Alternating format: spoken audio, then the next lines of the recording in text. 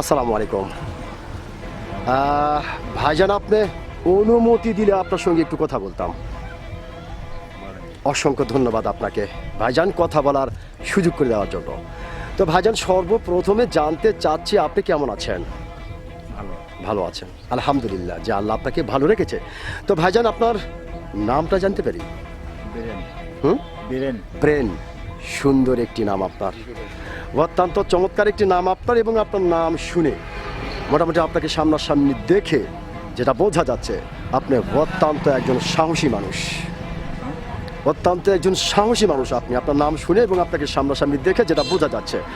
আচ্ছা, তো ভাইজান, যেহেতু আপনি বাংলাদেশের একজন সচেতন নাগরিক এবং বাংলাদেশের একজন সাহসী মানুষ, সেই ক্ষেত্রে এই বিষয়টি আপনার কাছ থেকে জানতে চাচ্ছি যে আমাদের বাংলাদেশের সাবেক প্রধানমন্ত্রী শেখ হাসিনা, তিনি এখন বাংলার মাটিতে নেই, তিনি এখন ভারতের মাটিতে অবস্থান করতেছেন। তো সেই ক্ষেত্রে এই বিষয়কে কেন্দ্র করে বাংলাদেশের বিভিন্ন ধরনের মানুষ বিভিন্ন ধরনের কথা বলছে। কেউ বলছে শেখ হাসিনা কখনো কোনো দিন আর বাংলার মাটিতে পা রাখতে পারবে না, আবার কেউ বলছে না, শেখ হাসিনা আসবে অচিরেই বাংলার মাটিতে বীরের বেশে।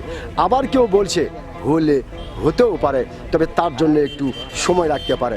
তো ভাইজান, আপনি বাংলাদেশের একজন সচেতন নাগরিক এবং বাংলাদেশের একজন সাহসী মানুষ হিসাবে আপনার কাছ থেকে জানতে চাই যে আপনি কোনটা মনে করেন? বুঝলেন না? মানে কেউ বলতেছে শেখ হাসিনা কখনো কোনোদিন বাংলার মাটিতে আর পা রাখতে পারবে না, আবার কেউ বলছে যে না, শেখ হাসিনা আসবে অচিরেই বাংলার মাটিতে বীরের বেশে। আবার কেউ বলছে হতেও পারে, তবে তার জন্য একটু সময় লাগতে পারে।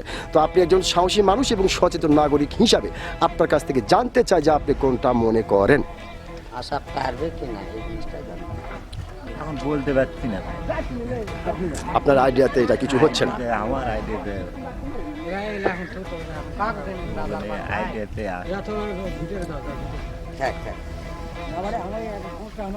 মানে আপনি এই বিষয়ে কোনো আইডিয়া হচ্ছে না আপনার? তার মানে আপনি যেটা বোঝাতে চাচ্ছেন যে সামনে হলে কি হবে না হবে দেখা যাবে, এই তো, এর বেশি কিছু না। অসংখ্য ধন্যবাদ আপনাকে। আপনার যে সত্যিকারের একজন সাহসী মানুষ, আপনি কিন্তু আপনার সাহসিকতার পরিচয় দিয়েছেন। আমি আশা করব আপনার এই কথাটি, গুরুত্বপূর্ণ কথা এবং সাহসী কথাটি বাংলাদেশের অনেক মানুষের হৃদয়ে গাঁথা থাকবে। অসংখ্য ধন্যবাদ আপনাকে।